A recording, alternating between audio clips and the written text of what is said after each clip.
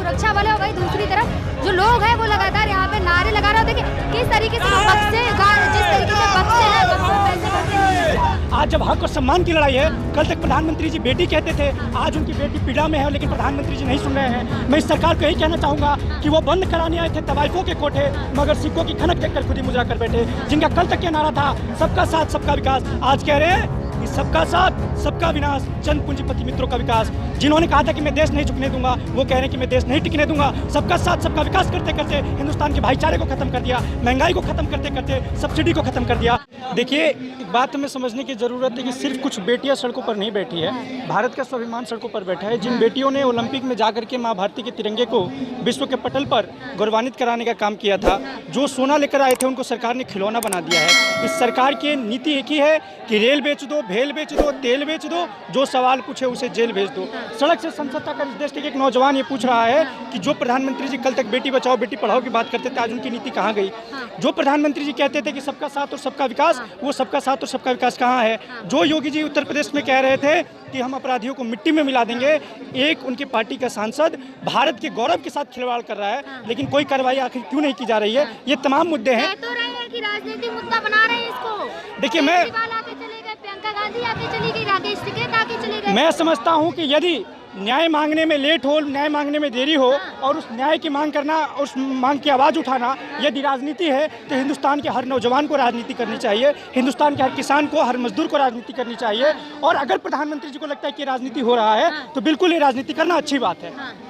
लेकिन क्या लग रहा है, ब्रजभूषण जी पे पॉक्सो एक्ट लगा, लेकिन अभी तक अरेस्ट नहीं किया गया। सत्ता का संरक्षण उनको हासिल है और इसीलिए उन पर कोई कार्रवाई नहीं की जा रही है। जो योगी जी बोलते थे कि हम बुलडोजर चला देंगे, अपराधियों को मिट्टी में मिला देंगे, आज 4 महीनों से एक व्यक्ति, मैं समझता हूं कि लड़ाई सिर्फ इस देश के पहलवानों को हक और सम्मान दिलाने की लड़ाई नहीं है।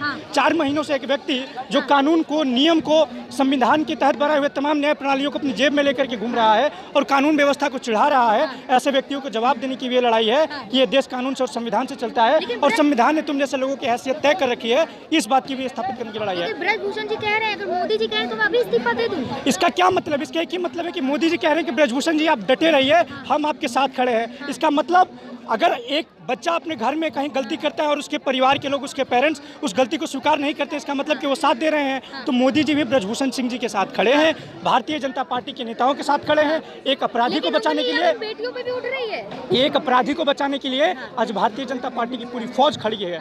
और ये उंगली हर किसी पर करते हैं। जब इसी सड़कों पर छात्र अपनी आवाज़ उठाने के लिए आया था तो छात्रों को देशद्रोही कहा गया। जब इसी सड़कों पर किसान आया, किसानों का आतंकवादी, खालिस्तानी, पाकिस्तानी कहा गया। आज इस देश के सड़कों पर पहलवान आए हैं, पहले नौजवानों को, फिर किसानों को और अब पहलवानों को जिस तरह से परेशान करने की कोशिश किया जा रहा है। हम सरकार को एक ही बात कहना चाहते हैं कि जो शासन और प्रशासन से आप इनके पंडाल तोड़वा सकते हो, इनकी हिम्मत को नहीं तोड़वा सकते।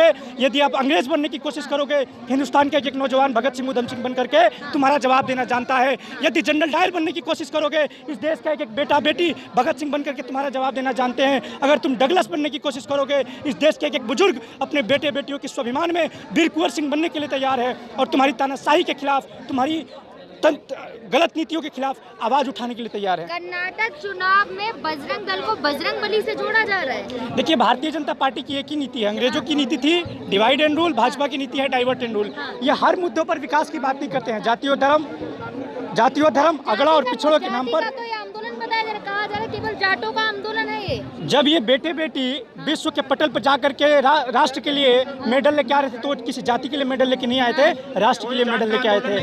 ये जाति का आंदोलन नहीं है, ये राष्ट्र का आंदोलन है। इन बेटियों ने राष्ट्र का नाम विश्व के पटल पर गौरवान्वित किया है। इन बेटियों के साथ खड़े होने की लड़ाई है, राष्ट्र की लड़ाई है, भारत के लोकतंत्र और संविधान को भी बचाने की लड़ाई है। जो संविधान के ताक पर रख करके, कायदे कानूनों को ताक पर रख करके एक अपराधी भरी बाजार में घूम रहा है। इसलिए हम कहना चाहते हैं कि प्रधानमंत्री जी जल्द से जल्द इन पर ध्यान दो, नहीं तो कौरवों की सेना के खिलाफ 5 पांडव थे, ये कलयुग के पांडव आपकी सत्ता को सत्ता से विहीन कर देंगे। इस देश के नौजवानों ने शून्य से शिखर तक अगर आपको पहुंचाया है, तो शिखर से शून्य तक लाने में देरी नहीं लगेगी। जब यही बेटियां मेडल लाती तो मोदी जी इनको मिठाई खिलाते हैं, फोटो खिंचाते हैं। प्रधानमंत्री जी फोटोजीवी हैं और आज फोटोजीवी, तमाम फोटोजीवी गायब हो चुके हैं। आज जब हक और सम्मान की लड़ाई है, कल तक प्रधानमंत्री जी बेटी कहते थे, आज उनकी बेटी पीड़ा में है, लेकिन प्रधानमंत्री जी नहीं सुन रहे हैं। मैं इस सरकार को यही कहना चाहूंगा कि वो बंद कराने आए थे तवाइफों के कोठे, मगर सिक्कों की खनक देखकर खुद ही मुजरा कर बैठे। जिनका कल तक ये नारा था सबका साथ सबका विकास, आज कह रहे हैं कि सबका साथ सबका विनाश, चंद पूंजीपति मित्रों का विकास।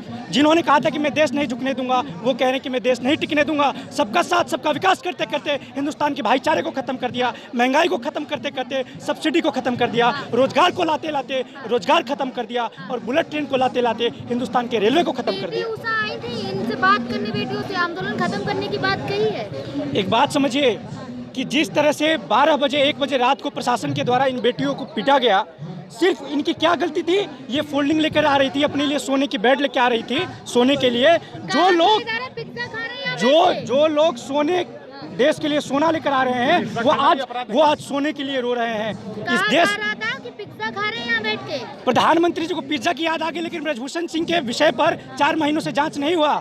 इस देश में इस हॉल के अंदर चरपाई लेना अपराध है, चरपाई लाना अपराध है, लेकिन 300 किलो का आरडीएक्स इस देश में लाना अपराध नहीं है। प्रधानमंत्री जवाब दे। पुलवामा के मुद्दे को भटकाने के लिए, रोजगार के मुद्दे को भटकाने के लिए, महंगाई के मुद्दे को भटकाने के लिए ये तमाम षड्यंत्र भारतीय जनता पार्टी रच रही है। और इनकी एक ही नीति है कि डाइवर्ट करो इनकी बातों को, इनके मुद्दों को डाइवर्ट करो और इन पे रूल स्थापित करो। लेकिन ब्रजभूषण जी पे जो अब कल सुप्रीम कोर्ट का जो ऑर्डर आया, कहा गया है कि निचली अदालतों में जाएं। अब देखिए, सर्वोच्च न्यायालय ने क्या कहा, सर्वोच्च न्यायालय की बातों के खिलाफ हम नहीं जाएंगे और हमें कोई अधिकार भी नहीं बनता है। मैं समझता हूं कि जब उसका एक कानून है कि जब फंडामेंटल राइट आपकी वायलेट होती है तो आप 226 और 32 के तहत हाई कोर्ट और सुप्रीम कोर्ट में जा सकते हैं। सुप्रीम कोर्ट को लगा होगा कि शायद ये फंडामेंटल राइट वायलेशन नहीं हो रही है, लेकिन इसके बावजूद 4 महीनों से पॉस्को एक्ट में अभी 7-8 दिन हो गए FIR की हुए, लेकिन गिरफ्तारी क्यों नहीं हो रही है? सरकार को अपनी मंशा जाहिर करनी चाहिए। लेकिन अगर यही ब्रजभूषण जी पे पॉक्सो एक्ट लगा, अरेस्ट नहीं किया गया, लेकिन इसकी जगह पे अगर कोई और होता तो तुरंत पुलिस एक्टिव हो जाती। बिल्कुल बिल्कुल,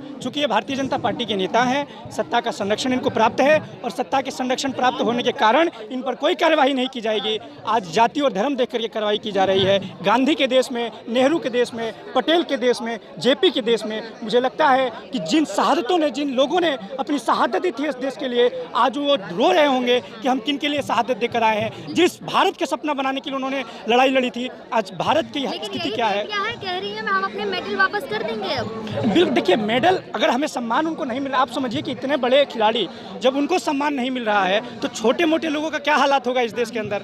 तो अगर उन्हें सम्मान पूर्वक जीवन नहीं, तो ब्रजभूषण जी कह रहे हैं जो मेडल लाई है वो भी तो दिलाने में मेरा हक है। अच्छा, वो खेलने गए थे ब्रजभूषण सिंह जी।